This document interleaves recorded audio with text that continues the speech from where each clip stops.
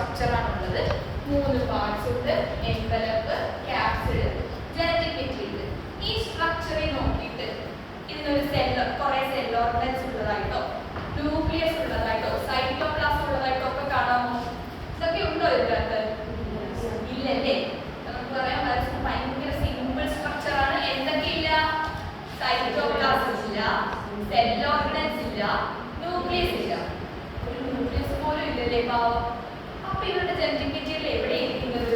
ഒരു സ്ട്രക്ചറിന്റെ ഉള്ളിലാണ് ഇവരുടെ ജനറ്റിക് മെറ്റീരിയൽ ഇരിക്കുന്നത്. ഏതാ സ്ട്രക്ചർ? ആൻഡ് വായിച്ചേ. ക്യാപ്സിഡ്. അതെ, നമ്മുടെ വൈറസിന്റെ ജനറ്റിക് മെറ്റീരിയൽ ഇരിക്കുന്നത് ക്യാപ്സിഡിന്റെ ഉള്ളിലായിട്ടാണ്. കണ്ടോ? ക്യാപ്സിഡ് കണ്ടോ? ഈ ക്യാപ്സിഡ് എന്ന് പറഞ്ഞാൽ ഇതിന്റെ ഒരു ഔട്ടർ പ്രൊട്ടക്ഷൻ ലെയർ പോലെയായിട്ടാണ്. നമ്മൾ നേരത്തെ ഒരു കാര്യം പറഞ്ഞു, ഇതിന് ആരൊക്കെ ഇല്ലാന്ന് പറഞ്ഞു? സൈറ്റോപ്ലാസം ഇല്ല, സെൽ ഓർഗൻസ് ഇല്ല, ന്യൂക്ലിയസ് ഇല്ല. ഇവരാരും ഇല്ലാത്തതുകൊണ്ട് ഇവർക്ക് സ്വന്തമായിട്ട് എനർജി ഉണ്ടാക്കാനോ പ്രോട്ടീൻ ഉണ്ടാക്കാനോ ഒക്കെ പറ്റുമോ? ഇല്ലല്ലേ? ഇവർക്ക് ഇതൊന്നും പറ്റത്തില്ല. അങ്ങനെ പറ്റാത്തവർക്ക് സെൽഫ് റെപ്ലിക്കേഷനോ അല്ലെങ്കിൽ സെൽഫ് റീപ്രൊഡക്ഷൻ എന്തെങ്കിലും പറ്റുമോ എന്ന് തോന്നുന്നു?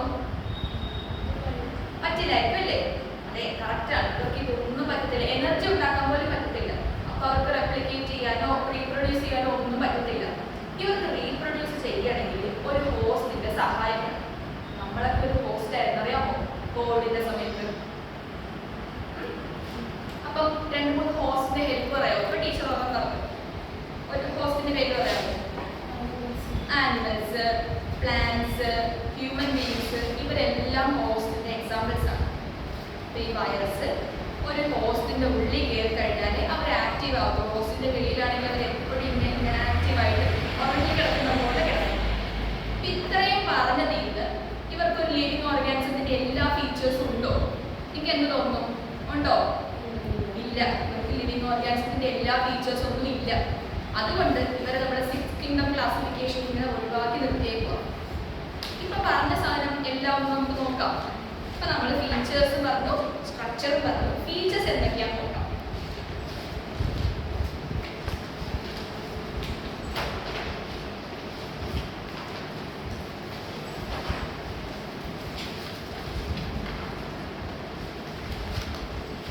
ഫസ്റ്റ് പോയിന്റ് ഒന്ന് വായിക്കാൻ പോവുക.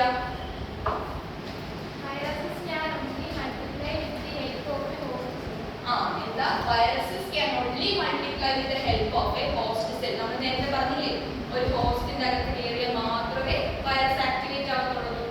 ഓക്കെ. രണ്ടാമത്തെ ഫീച്ചർ ആരെങ്കിലും ഒന്ന് വായിക്കാമോ? ഇതാവും വായിക്കാമോ? Viruses are inactive outside the living cell. നമ്മൾ നേരത്തെ പറഞ്ഞില്ലേ, ഒരു ഹോസ്റ്റിന്റെ വെളിയിലാണെങ്കിൽ അത് ഉറങ്ങിയ പോലെ ഇങ്ങനെ ഇനാക്റ്റീവ് ആയിട്ടിരിക്കുന്നത്. അപ്പൊ ഇത് വൈറസിന്റെ ഒരു ഫീച്ചർ ആണ് കേട്ടോ. ഇനി മൂന്നാമത്തത് വർഷം ഒന്ന് വായിക്കാമോ? വൈറസസിന്റെ ലിവിങ് ഓർഗാനിസത്തിന്റെ എല്ലാ ട്രേറ്റ് ഒന്നും ഇല്ല. അതുകൊണ്ട് ഇവരെ നമ്മൾ 6th കിങ്ഡം ക്ലാസിഫിക്കേഷനിൽ ആഡ് ചെയ്തിട്ടുണ്ടോ? ഇല്ല. അപ്പൊ എന്താ ലാസ്റ്റ് പോയിന്റ് ഒന്ന് വായിച്ച എല്ലാവരും? Viruses are excluded from the current 6th kingdom classification. അതെ, ഇപ്പോഴത്തെ 6th കിങ്ഡം ക്ലാസിഫിക്കേഷനിൽ നിന്ന് വൈറസിനെ നമ്മൾ ഒഴിവാക്കി മാറ്റി നിർത്തിയേക്കോ. വൈറസിന്റെ സ്ട്രക്ചറൽ ഫീച്ചേഴ്സ് ഒക്കെ മനസ്സിലായോ? ഓക്കെ അല്ലേ? നമുക്ക് നിർത്താം. Okay, thank you.